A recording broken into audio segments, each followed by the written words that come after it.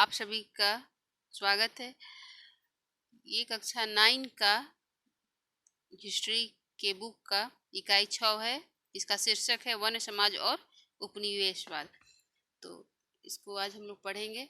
प्रारंभ से ही भारत में वन संपदा एक महत्वपूर्ण संसाधन के रूप में रहा है।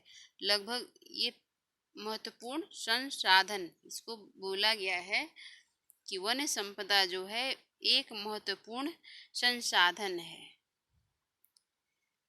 लगभग 22 से 25% भारत की भूमि, ये यहाँ ध्यान देने योग्य है कि 22 से 25% भारत की भूमि वनों से आच्छादित है। तो भारत की कितनी प्रतिशत भूमि वनों से आच्छादित है? तो 22 से 25% भूमि वनों से आच्छादित है। ये इसको आप लोग नोट कर लीजिएगा। जहाँ अनेक जातियाँ एवं जनजातियाँ निवास करती हैं। यहाँ इन जंगलों में अनेक जातियाँ और जनजातियाँ निवास करती हैं। ऐसा विश्वास किया जाता है कि ये लोग भारतीय प्रायद्वीप के मूल निवासी हैं। तो यहाँ पे प्रश्न बनेगा कि भारतीय प्रायद्वीप के मूल निवासी कौन है? तो ये जाति और जनजाति, ये जो है मूल निवासी हैं। इसको आप ध्यान में रखिएगा। यही वजह है कि इन्हें आदिवासी कहा जाता है। भारत में इनकी आबादी अफ्रीका के बाद सर्वाधिक है। आदिवासियों और वनों के बीच एक सहजीवी संबंध है। आदिवासी और वन जो हैं, इन दोनों के बीच सहजीवी संबंध है। जनजातीय अर्थव्यवस्था एवं संस्कृति के साथ वनों का संबंध बहुत ही गहरा है। भोजन, ईंधन, लकड़ी, घरेलू सामग्री, जड़ी बूटी, औषधियों, पशुओं के लिए चारा और कृषि औजारों की सामग्री के लिए ये वनों पर आश्रित रहते हैं। उनकी संस्कृति में भी वनों का प्रभाव पड़ता है। अनेक ये लोग वृक्षों की पूजा करते हैं। वन समाज में रहने वाले जनजातियों ने अपने आप को वर्ग के आधार पर नहीं बल्कि जातीय आधार पर समाज में रखा है। उदाहरण के लिए पहाड़िया, चेरो, कोल, उरांव, हो, संथाल, चुआर, खरिया, भील, मुंडा आदि। ये क्या है? ये जनजातियों की प्रकार हैं। पहाड़िया संथाल वगैरह में पाया जाता है। चेरो, कोल, उरांव, हो, संथाल, ये सब। इसमें कुछ बिहार में पाए जाते हैं भील वगैरह। इसके अलावा कुछ झारखंड में पाए जाते हैं, कुछ पश्चिम बंगाल वगैरह में भी पाए जाते हैं। तो यहाँ पे देखिए आगे लिखा हुआ है कि भारत में भील जो है सबसे बड़ी जनजाति है। सबसे बड़ी जनजाति कौन सी है? भील। सबसे बड़ी जनजाति भील है।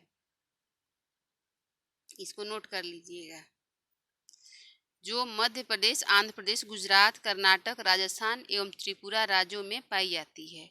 गोंड इस देश की दूसरी बड़ी जनजाति है। गोंड जो है वो दूसरी जनजाति है जो अधिकांशतः मध्य प्रदेश, आंध्र प्रदेश, महाराष्ट्र एवं गुजरात में पाई जाती है। संथाल भारत में तीसरी बड़ी जनजाति है। पहली जनजाति भील है, दूसरी गोंड है, तीसरी संथाल है जो बिहार, झारखंड, उड़ीसा और पश्चिम बंगाल में पाई जाती है। इन्हीं प्रदेशों में उरांव, मीना, मुंडा, खोंड आदि जनजातियां भी हैं। 18वीं शताब्दी के पहले तक ये जनजातियां वन संपदा का प्रयोग अपने जीविकोपार्जन के लिए करती थीं। इनका जीवन बहुत ही सीधा होता था और सामाजिक जीवन में ये लोग हस्तक्षेप का नीति अपनाते थे। इन्हें अपने जीवन में हस्तक्षेप पसंद नहीं था।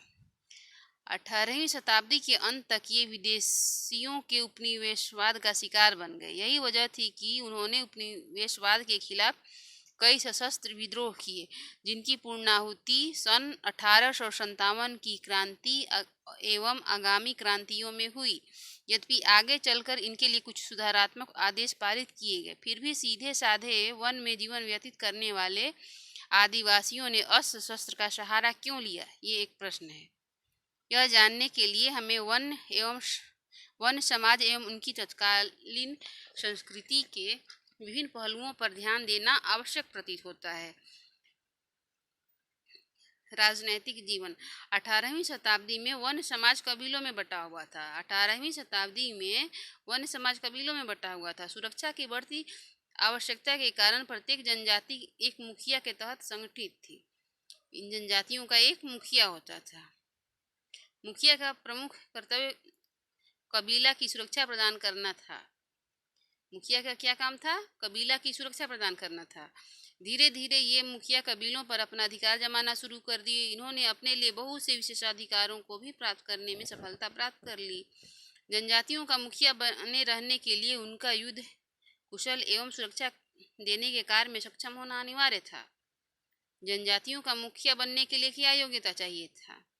तो जनजातियों का मुखिया बनने के लिए युद्ध कौशल एवं सुरक्षा देने के कार्य में सक्षम होना अनिवार्य था। इनकी स्वयं की एक शासन प्रणाली थी। शासन प्रणाली में सत्ता का विकेंद्रीकरण किया गया था। परंपरागत जनजातीय संस्थाएं वैधानिक न्याय तथा कार्यपालिका शक्तियों से निहित थी। बिहार के सिंहभूम में मानकी एवं मुंडा प्रणालियां और संस्थाल परगना में मांझी एवं परग नैत प्रणालियां आज भी प्रचलित हैं। बिहार के सिंहभूम में मानकी और मुंडा प्रणाली और संथाल परगना में मांझी एवं परगनैत प्रणाली आज भी प्रचलित है, जिनका संचालन मुखियाओं द्वारा किया जाता है। अंग्रेजी शासन के समय उनके द्वारा प्रलोभन दिए जाने के कारण अधिक संख्या में ये मुखिया अंग्रेजों के हिमायती होने लगे और कठोरता से राजस्व वसूली में उनका साथ देने लगे। हालांकि बाद में राजनीतिक दृष्टिकोण से जब आदिवासियों का शोषण किया जाने लगा, तब उन्होंने भी कई जगहों पर समाज के लोगों का साथ दिया। तो अंग्रेज का तो काम था कि फूट डालो, राज करो। अपना करके वो पूरा हिंदुस्तान पे शासन किए। मुट्ठी भर अंग्रेज, फूट डालो, शासन करो, ये नीति अपनाकर पूरा भारत पर शासन किए। उन्होंने जनजातियों को भी नहीं बख्शा। इनके भी मुखिया को लालच प्रलोभन दे करके अपने तरफ कर लिया और ये मुखिया अंग्रेजों का सहयोग करने लगे और इनकी मदद से अंग्रेज जो है कठोरता से राजस्व वसूली करने लगे। सामाजिक जीवन आदिवासी सीधे साधे सरल प्रकृति के थे। आम तौर पर वे स्वयं को शेष समाज से अलग रखते थे, लेकिन अंग्रेजों ने उनके सामाजिक जीवन में हस्तक्षेप किया। आर्थिक लाभ के दृष्टिकोण से उन्हें कबीला के सरदारों को जमींदार का दर्जा दे दिया। आर्थिक लाभ के दृष्टिकोण से उन्होंने कबीला के सरदारों को जमींदार का दर्जा दे दिया। वन समाज के अंदर ईसाई मिशनरियों के घुसपैठ को भी बढ़ावा दिया गया, जिससे उनकी सामाजिक व्यवस्था अस्त व्यस्त हो गई। जंगल से उनके गहरे रिश्ते को भी तोड़ दिया गया। वे जंगलों से लकड़ी काटते थे, उनका प्रयोग ईंधन के रूप में करते थे। पशुओं का चारा भी जंगलों के घास से इकट्ठा करते थे। उनका मुख्य शौक मनोरंजन का साधन हिरन, तीतर और अन्य पशु पक्षियों का शिकार करना था। इनका सामाजिक जीवन इतना सादा था कि ये स्वच्छंदता पूर्वक जीवन बिताते थे। नाच और गाना इनका महत्वपूर्ण शौक था। सरहुल इनका मुख्य व्यवहार था। आदि तो अंग्रेज जब है तो उसके बाद आदिवासियों के शिकार पर प्रतिबंध हो गया। ये खेती गृहस्थी करते थे। सामाजिक जीवन यहाँ पे पिक्चर दिया हुआ है। धनुष बाण से निशान लगाता हुआ आदिवासी युवक, नृत्य करता हुआ आदिवासी युवक। तो सामाजिक जीवन में उनके संगीत एवं नृत्य कला पर भी कृषि कार्य के विभिन्न पहलुओं का पूरा प्रभाव था। चैत्र शुक्ल तृतीया तिथि को उनके महत्वपूर्ण पर्व सरहुल मनाया जाता था। अब इसको यहाँ ध्यान देना है कि सरहुल कब मनाया जाता था, इस चीज़ को आप लोग नोट कर लीजिएगा कि सरहुल जो है कब मनाया जाता था। तो चैत्र शुक्ल चैत्र हिंदी महीना का जो चैत्र होता है, चैत्र, उसका शुक्ल पक्ष का तृतीया को सरहुल मनाया जाता था, जो कि आज भी प्रचलित है। आदिवासी समाज की महिलाएं अपने समाज में पूर्ण रूप में स्वच्छंद थी और जीविकोपार्जन में भी पुरुषों का हाथ बटाती थी। उपनिवेशवाद की भावना से प्रेरित होकर अंग्रेजी सरकार ने छोटे शिकार पर प्रतिबंध लगा दिया, जबकि बड़े जानवरों का शिकार करना मना नहीं था। छोटे छोटे जानवरों के शिकार पर प्रतिबंध लगा दिया, हालांकि बड़े जानवरों का शिकार करना मना नहीं था। अंग्रेजों की नज़र में बड़े जंगली एवं बर्बर जानवर आदि समाज के प्रतीक चिन्ह थे। उनका मानना था कि खतरनाक जानवरों को मार करके वे यहाँ के लोगों को सभ्य बनाएंगे। परिणाम यह हुआ कि जानवरों की कई प्रजातियां विलुप्त होने लगी। इस तरह वन्य जीवन के सामाजिक पर्यावरण को उन्होंने नष्ट भ्रष्ट करने की पूरी कोशिश की, जिससे उनके प्रति विरोध का भावना प्रकट हुआ। जो जनजाति थे वे धरती को अपनी माता मानते थे, इसलिए वे धरती पर हल भी नहीं चलाते थे। और इस तरह के बहुत सारे नियम था जिसका अंग्रेजों के शासन से बहुत असर पड़ा। आर्थिक जीवन का आधार खेती, झूम या फोड़ू विधि से खेती। वन्य समाज के आर्थिक जीवन का आधार कृषि था। वे जगह बदल कर घुमंतू या झूम या पोड़ू विधि से खेती करते थे। जब उन्हें लगता था कि उनके खेत अब उपजाऊ नहीं रह गए, तब वे जंगल साफ कर नई जमीन तैयार कर लेते थे। खेती की इस व्यवस्था से अंग्रेजों को लगान निषिद्ध करने और उनकी वसूली करने में मुश्किलों का सामना करना पड़ता था। उनका खेत तो एक जगह होता नहीं था, आज यहाँ था, थोड़े दिन के बाद कहीं और। जब भूमि अनुपजाऊ हो जाती थी तो वे वहाँ पे उनको छोड़ करके दूसरा जंगल में आग लगा लेते थे और उसी पर बीज बो लेते थे। अब अंग्रेज एक निश्चित खेत रहे तब न कर लगाए, पैसा वसूल करेगा। अंग्रेजों को इससे दिक्कत होता था, अतः अंग्रेजी सरकार ने इस पर रोक लगा दी। जमीन पर अत्यधिक लगान और उसके वसूली के अत्याचारपूर्ण तरीकों से आदिवासियों में उनके प्रति क्षोभ उत्पन्न हो गया। अनेक समुदायों को अपना गृह स्थान परिवर्तित करना पड़ा। बाद में ये लोग अंग्रेजों के खिलाफ कड़ा प्रतिरोध प्रदर्शन किए। आदिवासियों में खेती के अलावा अन्य उद्योग धंधों का भी प्रचलन था। वे हाथी दांत, बांस, मसाले, रेशे, रबर आदि का व्यापार के साथ साथ लाह तैयार करने का भी काम करते थे। ये पलाश, बैर एवं कुसुम के पेड़ पर लाह के कीड़े पालते थे और कारखाने में उससे लाह तैयार किया जाता था। कुसुम के पेड़ पर लाह के कीड़े पालते थे और कारखाने में उससे लाह तैयार किया जाता था। सन 1870 में यहाँ लाह कारोबार की उन्नति होने लगी। ये लोग तसर उद्योग भी करते थे। 19वीं शताब्दी के आते आते अंग्रेजों ने रेल की पटरी एवं रेल के डिब्बे की सीट बनाने के लिए जंगलों की कटाई शुरू कर दी। तो जंगलों की कटाई क्यों शुरू की गई? तो जंगलों की जो कटाई है वो 19वीं शताब्दी के आते आते रेल की पटरी, रेल के डिब्बे में सीट बनाने के लिए जंगलों की कटाई शुरू कर दी गई, जिसे आदिवासी जनजीवन पर कुठाराघात हुआ।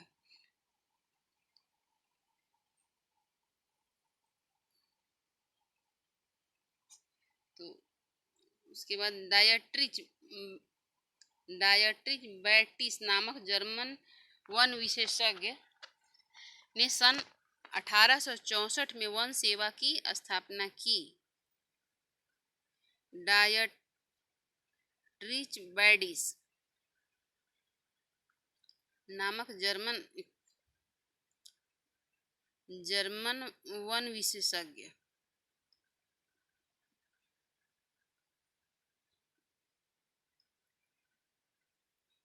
1864 में वन सेवा की स्थापना की। 1865 में भारतीय वन अधिनियम पारित किया गया। इसको नोट कर लीजिएगा। और इस अधिनियम से क्या हुआ? पेड़ों की कटाई पर रोक लगा दिया गया। पेड़ों की कटाई पर रोक लगा दिया गया। जंगल को लकड़ी उत्पादन के लिए सुरक्षित किया गया। इससे आदिवासियों के आर्थिक जीवन के साथ साथ सामाजिक जीवन भी प्रभावित हुआ। इससे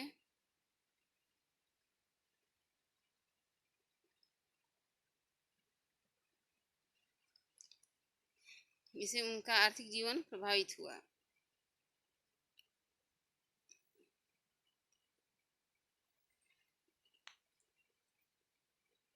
इस साथ ही सामाजिक जीवन भी प्रभावित हुआ। अंग्रेजी सरकार ने यहाँ के जमीन पर अब राजस्व प्राप्त करने के लिए जमींदारी व्यवस्था लागू की। अब जमींदार महाजन साहूकारों ये आर्थिक शोषण के शिकार होने लगे। धीरे धीरे वे किसानों से मजदूर होते गए और आर्थिक स्थिति बद से बदतर होती चली गई। उन्हें कहीं न्याय नहीं मिलता था। पुलिस भी उनकी मदद नहीं करती थी, उल्टे वह महाजनों का साथ देती थी। कर्ज के बदले उन्हें उनके खेती, मवेशी और अन्य वस्तुओं को हड़प लेते थे। ऐसे में कभी कभी इन आदिवासियों को स्वयं को भी गिरवी रखना पड़ता था, अपने को भी गिरवी रखना पड़ता था और उनका बंधुआ मजदूर टाइप का काम करना पड़ता होगा। फलतः उनका आर्थिक एवं शारीरिक शोषण बढ़ गया। ऐसी स्थिति में उन्होंने वर्ग के आधार पर नहीं बल्कि जातीय आधार पर संथाल, कोल, मुंडा आदि के रूप में अपने को संगठित किया। परंतु इस संगठन के द्वारा भी कभी भी उन्होंने अपने समूह पर आक्रमण नहीं किया। धार्मिक जीवन। वन समाज के ये आदिवासी शुरू से ही हस्तक्षेप की नीति के पोषक थे। अपने समाज के अंदर किसी भी तरह के विदेशी घुसपैठ को रोकने के लिए वे सशस्त्र तैयार रहते थे। भारत में अपनी स्थिति सुदृढ़ करने के विचार से वाणिज्यिक उपनिवेशवाद नीति का पालन करते हुए अंग्रेजों ने जनजातीय क्षेत्रों में प्रवेश करने का भरसक प्रयास किया, लेकिन बहुत समय तक वे सफल नहीं हो सके। तभी उन्होंने शिक्षा देने और लोगों को सभ्य बनाने के उद्देश्य से ईसाई मिशनरियों का घुसपैठ जनजातीय क्षेत्रों में कराया ताकि उनके प्रवेश को एक उचित माध्यम मिल जाए। कालांतर में ये पादरी आदिवासी धर्म एवं संस्कृति की आलोचना करने लगे और उनका धर्म परिवर्तन करना आरंभ कर दिया। बड़ी संख्या में आदिवासियों ने ईसाई धर्म अपनाया और अपनी स्थितियों में सुधार की। शिक्षा पाने के कारण उनकी स्थिति में गुणात्मक परिवर्तन तो हुआ, लेकिन वे अपने अन्य भाइयों से घृणा करने लगे। आदिवासी इसे अपनी सामाजिक और धार्मिक जीवन में अंग्रेजों द्वारा किए गए अतिक्रमण समझकर इसका प्रतिरोध शुरू कर दिए। ऐसे ही परिवेश में वन समाज में व्यापक धार्मिक भावनाओं ने कई क्रांति और नेताओं को जन्म दिया, जिन्होंने अपने देश में अंग्रेजों के प्रति जिहाद का बिगुल बजाया। उन नेताओं का धार्मिक विश्वास था कि ईश्वर उनके कष्टों को दूर करेगा और विदेशियों के शोषण से उन्हें मुक्त करेगा। उनके पास वह जादुई ताकत है जिसे दुश्मन की गोलियां बेअसर हो जाएंगी। इस तरह का आत्मविश्वास उनके नेताओं में था। उनके नेताओं का धार्मिक विश्वास था कि ईश्वर उनके कष्टों को दूर करेगा, विदेशियों के शोषण से उन्हें मुक्त करेगा। उनके पास जादुई ताकत है जिसे दुश्मन की गोलियां बेअसर हो जाएंगी। इस तरह का आत्मविश्वास उनके नेताओं में था, जिन्होंने संपूर्ण वन समाज के आदिवासियों को अंग्रेजों के खिलाफ आंदोलन करने के लिए भड़काया। ऐतिहासिक प्रमाणों के आधार पर 18वीं शताब्दी के मध्य में बिहार के तत्कालीन छोटा नागपुर एवं संथाल परगना क्षेत्रों में प्रवेश करने के अंग्रेजों द्वारा प्रयासों का आदिवासियों ने बलपूर्वक हिंसक तरीकों से विरोध किया। इसी तरह का एक विरोध था पहाड़िया विद्रोह।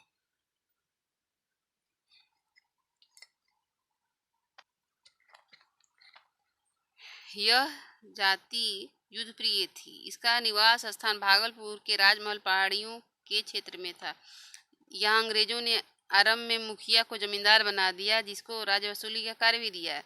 अंग्रेजों ने साहूकारों, ठेकेदारों, राजस्व, वन तथा पुलिस विभाग के अधिकारियों को इनका शोषण करने के लिए प्रेरित किया, जिसके परिणाम स्वरूप इन्हें ऋणग्रस्तता तथा उपजाऊ भूमि को गैर आदिवासियों को हस्तांतरित करने के दौर से गुजरना पड़ा। इससे जनजातियों का आर्थिक आधार तहस नहस कर दिया गया और उन्हें दरिद्र बना दिया गया। अतः भारत में पहली बार इस क्षेत्र में जनजातीय विरोध हुआ, अपने ही जमींदार के राजस्व नीति के विरोध में।